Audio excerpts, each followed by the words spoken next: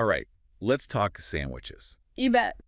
We're diving deep into Joshua Weissman's quest for the best sandwich. Oh, this is going to be fun. He sets up this whole, sandwich showdown, you know? It's a tournament. Yeah. 12 sandwiches battle it out, Mm. and we get to uncover some real surprises. You know, I find fascinating how Weissman uses this whole competition thing to explore all these different food cultures, global traditions. Absolutely. It's like he's tapping into, everyone loves a good sandwich. For sure. But then he takes it to this whole other level. Right. He's showing us all these different flavors and ingredients. Exactly. And the cool thing is, Yeah. the viewers, they voted Oh, wow. to decide, the starting rankings for the sandwiches, Right. and then even, which ones move on in the tournament. So it's not just Weissman's opinion. Exactly. It's It's a global community. yeah, like a global sandwich-loving community. And that's what makes it so interesting, right? It's not just, oh, I like this better than that. Right. It becomes a conversation. Okay, so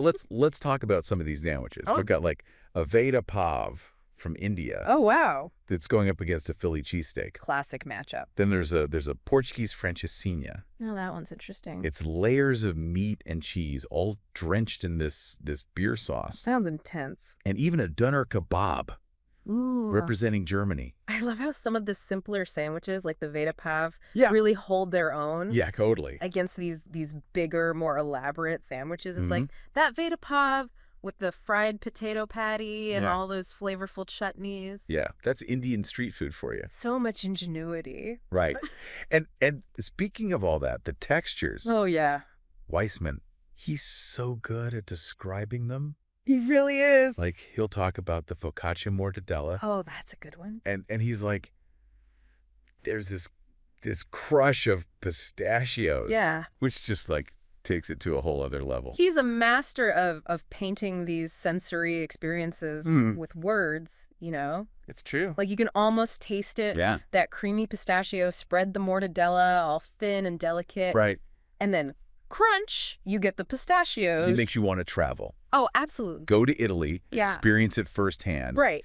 And then he describes the chicken shawarma Oh, yeah. as a textural wonderland. He loves that phrase. Because you've got that garlic sauce, the crispy fries, those tangy pickles. It's not just about the ingredients. It's Right. how it all comes together, the textures. So since you're joining us from America, Yep.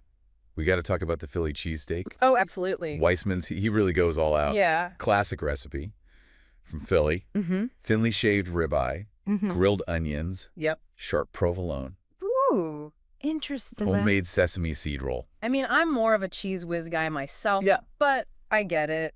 The provolone adds that sharp flavor. Yeah. It's a different take. And it gets us thinking, I right? feel like what makes a sandwich the best? Exactly. Is it tradition? Is it something new and innovative? Mm-hmm. Is it just pure flavor? Or maybe it's a little bit of everything. It's a good question. Right. And this deep dive, it doesn't try to tell us one answer. Exactly. It's more about But it's about expanding our horizons. right, appreciating all the different sandwiches out there. Yeah, exactly. And Weissman, he doesn't shy away from some of the controversies. Oh, tell me about it. Like he talks about the Cubano Hmm. and the whole debate about where it originated. Oh, yeah. Is it Cuba?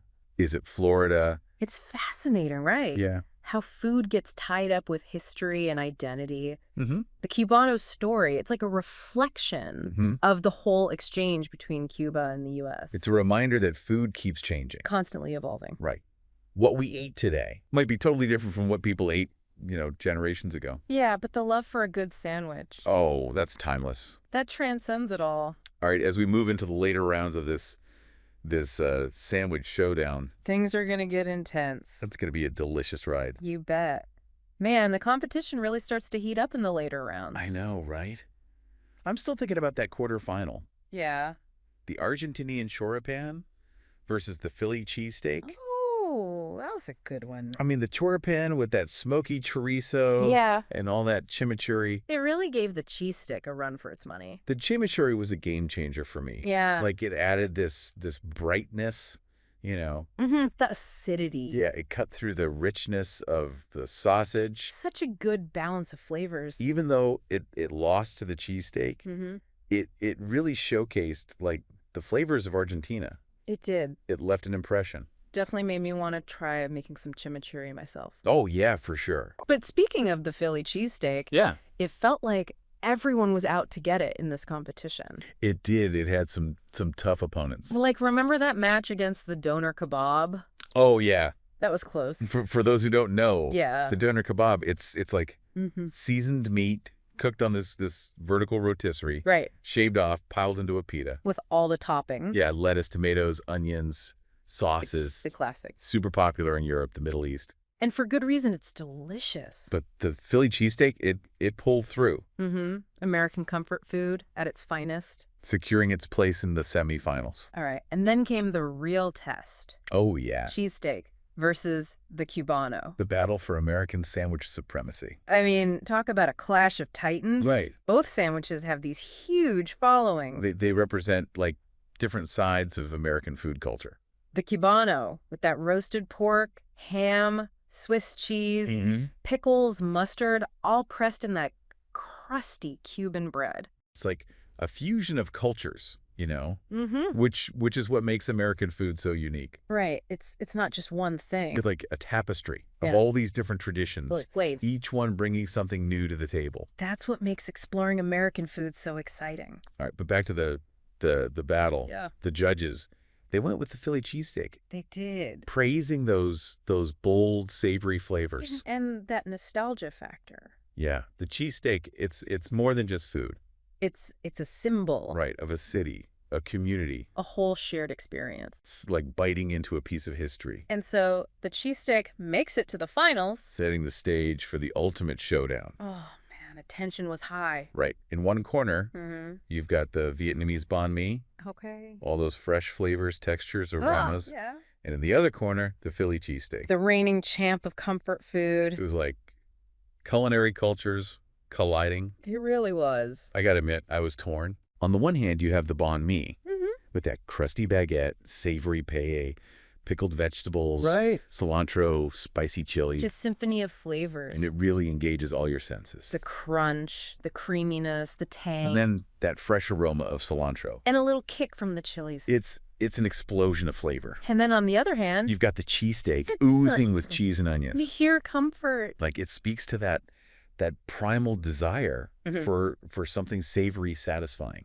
It's interesting, right? Yeah. How each sandwich represents a different approach to satisfying your cravings. The banh mi, it's all about balance, freshness, complexity. Yeah. The cheesesteak, it's richness, indulgence. It's like comparing a ballet to a blues riff. Both beautiful in their own way. So who won? Well, the judges made their decision, and the winner is...